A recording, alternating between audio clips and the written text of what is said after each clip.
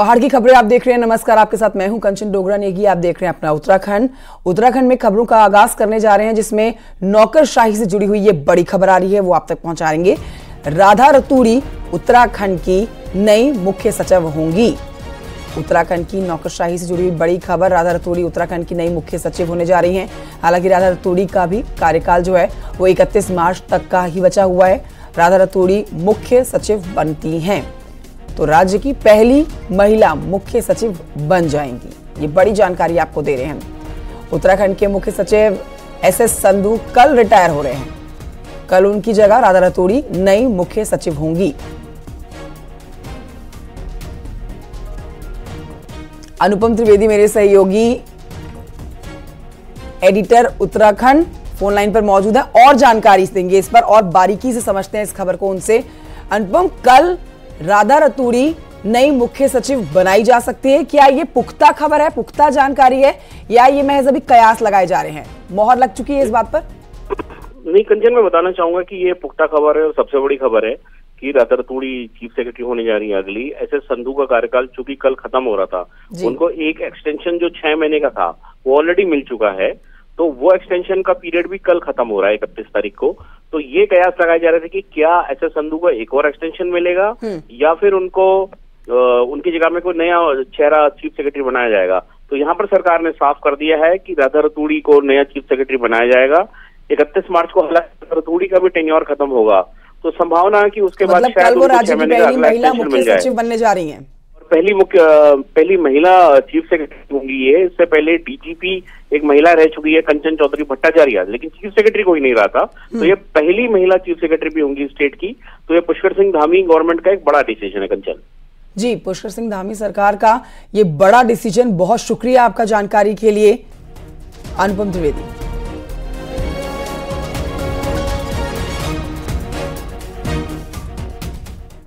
तो लोकसभा चुनाव को देखते हुए बीजेपी ने अपनी तैयारियां तेज कर दी है। आज देहरादून में बीजेपी अपनी मीडिया वर्कशॉप चलाने जा रही है, जिसमें चुनावों को लेकर बीजेपी आगामी रणनीति बनाएगी। आगे की रणनीति पर आज से चर्चा की जानी शुरू हो जाएगी।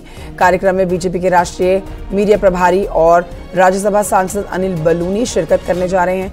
वहीं आपको यह भी बता दें कि कार्यक्रम के समापन सत्र में मुख्यमंत्री पुष्कर सिंह धामी मौजूद रहेंगे। तो लोकसभा चुनाव के मद्देनजर 2024 लोकसभा चुनाव, जिसकी तैयारियों को देखते हुए बीजेपी आज से मिशन में जुट गई है। देहरादून में बीजेपी अपना मीडिया वर्कशॉप आज से शुरू करेगी। सोशल मीडिया एक इतना महत्वपूर्ण प्लेटफॉर्म बन गया है क्योंकि उसके माध्यम से हर व्यक्ति देश के कोने कोने का अपनी बात को एक बड़े प्लेटफॉर्म तक पहुंचा रहा है। अब उसका जो विषय है, आप उसको सकारात्मक रूप में लेते हो या नकारात्मक रूप में लेते हो, क्योंकि कई विषय ऐसे रहते हैं जो रिलेटेड टू डेवलपमेंट रहते हैं, कई विषय ऐसे रहते हैं कि जो सामाजिक सरोकारों से जुड़े रहते हैं। तो कुल मिलाकर के मैं ये कह सकता हूं कि सोशल मीडिया का प्लेटफॉर्म आज दुनिया के अंदर और विशेषकर नई युवा पीढ़ी के लिए एक बहुत महत्वपूर्ण स्थान रख रहा है और इसका उपयोग सभी कर रहे हैं। भारती सकलानी और जानकारी देंगी। लाइव इस समय देहरादून से हमारे साथ मौजूद हैं भारती सकलानी। देखिए, कांग्रेस के तो दिग्गज कई ऐसे हैं जो 2024 लोकसभा चुनाव लड़ने से ही मना कर रहे हैं, कह रहे हैं कि उनके पास पैसे नहीं है इतने। लेकिन बीजेपी युद्ध स्तर पर लोकसभा चुनाव की तैयारियों को लेकर रणनीति बना रही है, और इसी को लेकर जो आज मीडिया वर्कशॉप शुरू होने जा रही है, उसकी बड़ी बातें आपसे जानना चाहेंगे। किन किन मुद्दों पर आज बड़ा मंथन होने जा रहा है? कैसे सोशल मीडिया प्लेटफॉर्म में अपनी उपस्थिति को दर्ज करवाया जाए, एक तो पहला जो मुख्य पॉइंट है वो यही रहने वाला है। कैसे जनता के बीच में जाएं, कैसे विपक्षी दलों को यहां पर ये कह सकते हैं कि लोकसभा चुनावों में मात दी जाए, ये तमाम टिप्स एंड ट्रिक्स आज इस वर्कशॉप में डिस्कस होने वाले हैं। इस वक्त मैं उसी रूम में मौजूद हूं जहां पर ये वर्कशॉप होगी, और प्रदेश भर से पदाधिकारी यहां पर पहुंचे हुए हैं जो कि सम्मिलित होने जा रहे हैं इस वर्कशॉप में। अगर हम बात करें अनिल बलूनी की, तो वो पहुंच चुके हैं इस वर्कशॉप को अटेंड करने के लिए। इसके अलावा आप यहां पर देखिए कि तमाम पदाधिकारी प्रदेश भर से यहां पर पहुंच चुके हैं जो इस वर्कशॉप का हिस्सा रहने वाले हैं। सर, आज तो टिप्स एंड ट्रिक्स मिलने वाले हैं। लोकसभा चुनाव को लेकर पूरी तैयारी? हाँ, निश्चित रूप से लोकसभा चुनाव हमारे सामने है और अपने प्रदेश की आज वर्कशॉप हो रही है, मीडिया वर्कशॉप हो रही है, जिलों से भी और प्रदेश से भी सारे अपने मीडिया से संबंधित पदाधिकारी पहुंचे हैं। आज की जो टिप्स हैं ये बहुत महत्वपूर्ण हैं और इन टिप्स से हम आगे का काम आसान करने वाले हैं। सोशल मीडिया प्लेटफॉर्म की अगर हम बात करें तो वैसे ही बीजेपी काफी स्ट्रांग स्थिति में दिखती है। अब ये कह सकते हैं कि इस तरह की जो वर्कशॉप्स होती हैं मीडिया की, वो काफी हेल्पफुल होती हैं आगे के लिए। निश्चित तौर पर, और जिस वर्कशॉप में जिला स्तर के भी हमारे कार्यकर्ता वॉलंटियर्स आए हुए हैं, तो आज जो टिप्स मिलेंगे निश्चित तौर पर जमीनी तौर पर जो काम हमको करना है उसके बारे में हमारा मार्गदर्शन करेंगे। तो ये आपने कंचन यहाँ पर सुना कि किस तरीके से आज डिस्कशन होने वाला है, कौन कौन से वो पॉइंट्स रहेंगे जो आज इस वर्कशॉप में पदाधिकारी भी यहाँ पर पूछेंगे, उन्हें टिप्स एंड ट्रिक्स भी दिए जाएंगे। बिल्कुल, सोशल मीडिया पर तो बीजेपी की पहले ही मजबूत स्थिति है भारतीय सकलानी, लेकिन अब इस स्थिति को और बेहतर बनाने के लिए ही अब इस कड़ी में आगे मंथन होंगे और चर्चाएं की जाएंगी, बैठक की जाएंगी। आप नजर बनाए रखिएगा इस बैठक में। फिलहाल की जानकारी के लिए आपका बहुत शुक्रिया। सालों से ठप पड़ी पिथौरागढ़ की हवाई सेवा की हम बात करने जा रहे हैं, जो आज से शुरू होने जा रही है।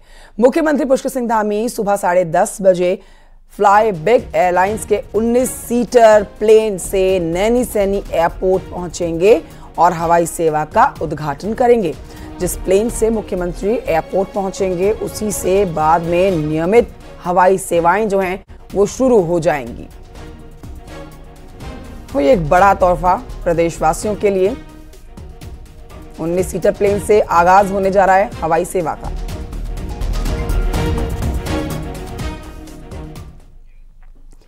मुख्यमंत्री पुष्कर सिंह धामी ने राष्ट्रपिता महात्मा गांधी की पुण्यतिथि के अवसर पर मुख्यमंत्री आवास में उनके चित्र पर श्रद्धा सुमन अर्पित किए हैं।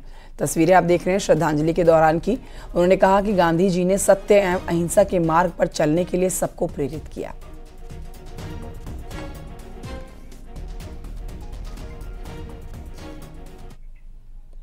बहुचर्चित यूनिफॉर्म सिविल कोड यूसीसी, जिसको लेकर अब तस्वीर और रास्ता दोनों साफ हो गए हैं।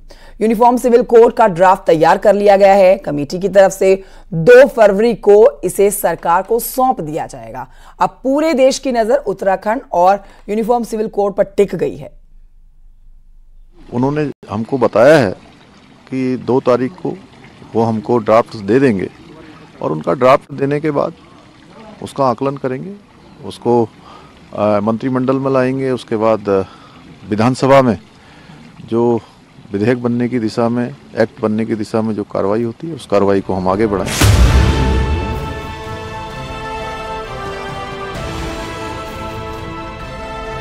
जनसंघ के दौर से बीजेपी के कोर एजेंडे में रहे यूसीसी को बाहर लाने और अमली जामा पहनाने का क्रेडिट मुख्यमंत्री पुष्कर सिंह धामी को जाता है। 2022 के विधानसभा चुनाव में जाने से पहले उन्होंने इसका वादा किया और अब लोकसभा चुनाव से पहले राज्य सरकार इसे पूरा करने जा रही है। लिहाजा सियासत गर्मा गई है। हालांकि सियासी दल फूंक फूंक कर प्रतिक्रिया दे रहे हैं। कांग्रेस मसौदा पढ़ने की बात कहती है तो समाजवादी पार्टी ने इसे चुनावी स्टंट करार दिया है। कई बार जो है कहते हैं कि ड्राफ्ट बन करके तैयार हो गया है और हम इस सत्र में इसको लाएंगे, इस सत्र में हम लाएंगे। लगातार तिथियां बढ़ रही है। 5 तारीख से सत्र शुरू है और यूसीसी का जो मसौदा है जब सदन के अंदर आएगा उसको पढ़ने के बाद हम कोई बात कह पाएंगे। ये जो अभी विधानसभा का सत्र बुला रहे हैं और उसमें लाने का तो है कि ला देंगे, लेकिन उसके बाद कहा है कि एक किसी कमेटी को चला जाएगा, सिलेक्ट कमेटी को चला जाएगा और ये केवल एक चुनावी माहौल बनाने के लिए, एक विशेष समुदाय को उसे डराने के लिए और एक विशेष समुदाय को खुश करने के लिए। बीजेपी का कहना है कि यूनिफॉर्म सिविल कोड जनता के हित में है। अगर कोई पार्टी यूसीसी का विरोध करती है तो बीजेपी या फिर सरकार का विरोध नहीं माना जाएगा, बल्कि ये उत्तराखंड की जनता की भावनाओं का विरोध माना जाएगा। तो उसका काहे का विरोध है भाई? वो तो रिलेटेड टू पब्लिक है ना। पब्लिक को लेकर के हम कानून ला रहे हैं, तो पब्लिक, अगर वो हमारा विरोध थोड़ा करेंगे, वो तो पब्लिक का विरोध करेंगे। अगर आज कोई भी पार्टी यूसीसी का विरोध करती है तो वो उत्तराखंड के 1 करोड़ 30 लाख लोगों का विरोध करती है। यूनिफॉर्म सिविल कोड को लागू करने वाला उत्तराखंड पहला राज्य होगा और पहले मुख्यमंत्री होंगे पुष्कर सिंह धामी। लिहाजा यूसीसी के ड्राफ्ट पर और विधानसभा सेशन पर पूरे देश भर की नजर टिकी होंगी। देहरादून से न्यूज 18 के लिए सुनील नवप्रभात की रिपोर्ट।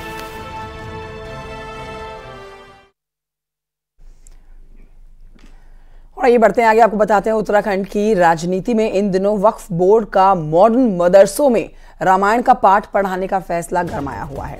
मुस्लिम संगठनों की आपत्ति के बाद में अब कांग्रेस ने इस मामले पर कहा है कि इस पहले सीबीएसई पैटर्न से लेकर ड्रेस कोड और संस्कृत पढ़ाने की बात कही गई थी, जो आज तक अमल में नहीं आ पाई, और अब बात हो रही है रामायण का पाठ पढ़ाने की, जो सिर्फ लोकसभा चुनाव से पहले तुष्टीकरण की राजनीति है।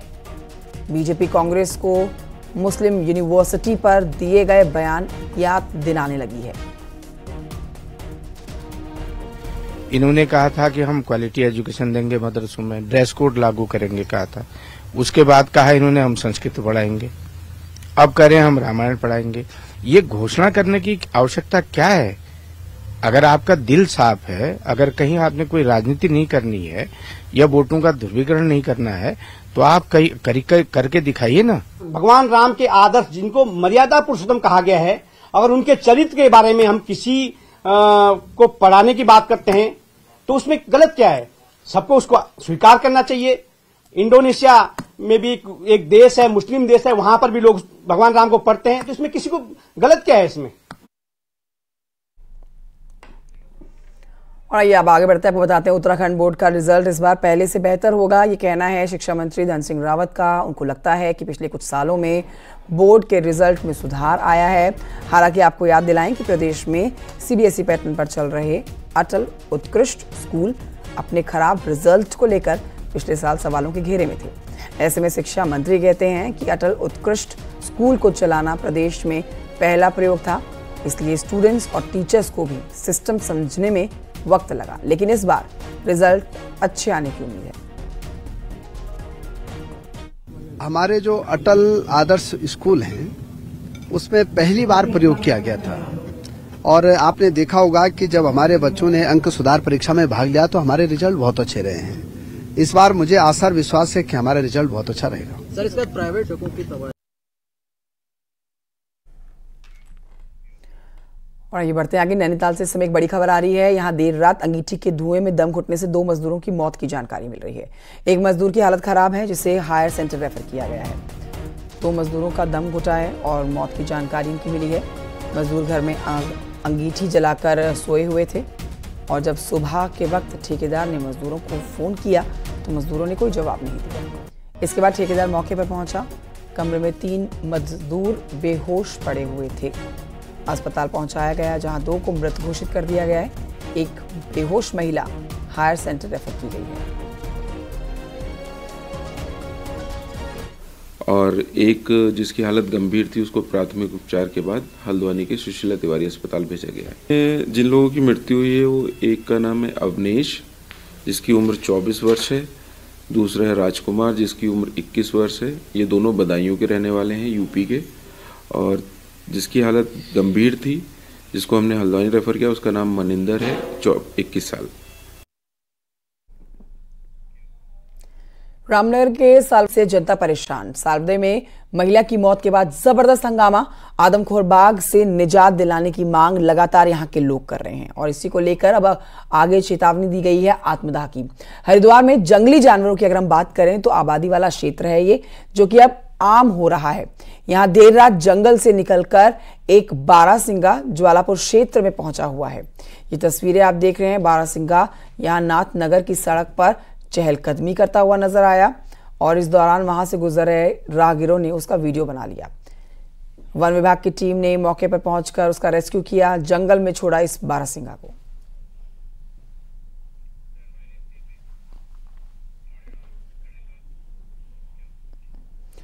खबर जोशीमठ से। जोशीमठ में आई आफत के बाद जोशीमठ थाना भी शिफ्ट होगा, जिसको लेकर कल जिले के कप्तान थाने का निरीक्षण करेंगी। नए थाने को लेकर कवायद शुरू हो गई है, और जोशीमठ कोतवाली हाई रिस्क जोन में रखा गया है। जोशीमठ के नरसिंह मंदिर मोटर मार्ग पर बीच रास्ते में एक बड़ा गड्ढा हो चुका है। अभी तक ठीक नहीं किया गया है इसे, जिससे लोगों में चिंता दिखाई दे रही है। गड्ढे का आकार लगातार बड़ा होता जा रहा है, इसीलिए आसपास के लोगों की चिंता बढ़ती जा रही है।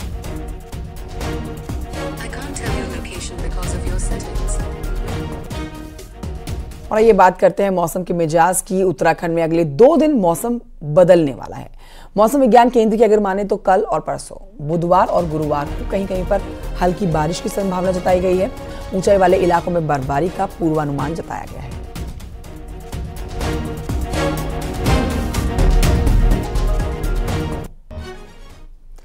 धधकते जंगलों की अब बात करें तो उत्तरकाशी के जंगल लगातार धधक रहे हैं, जिससे भारी वन संपदा को नुकसान हो रहा है। ताजा तस्वीरें हम आप तक पहुंचा रहे हैं। जिला मुख्यालय से 6 किलोमीटर दूर बाड़ाहाट के जंगलों की तस्वीरें आपके सामने हैं, जहां जंगलों में भीषण आग लगी हुई है। जंगलों की आग से धुंध भी छाई हुई है।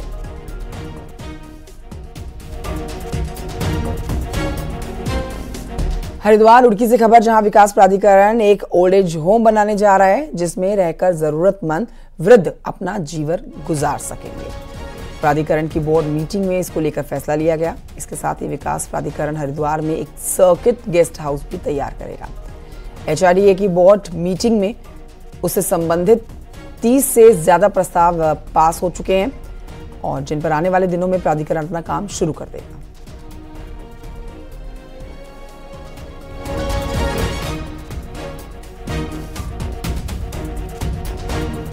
नैनीताल में 3 दिन टैक्सियों की हड़ताल से यातायात ठप जैसा हो गया। सरकारी गाड़ियों की कमी पर्यटकों पर भारी पड़ी तो प्राइवेट गाड़ियों का ना होना भी स्थानीय लोगों के लिए मुसीबत सा बन गया। हालांकि अब कारोबारी नैनीताल के लिए बसों की मांग कर रहे हैं। देखिए रिपोर्ट।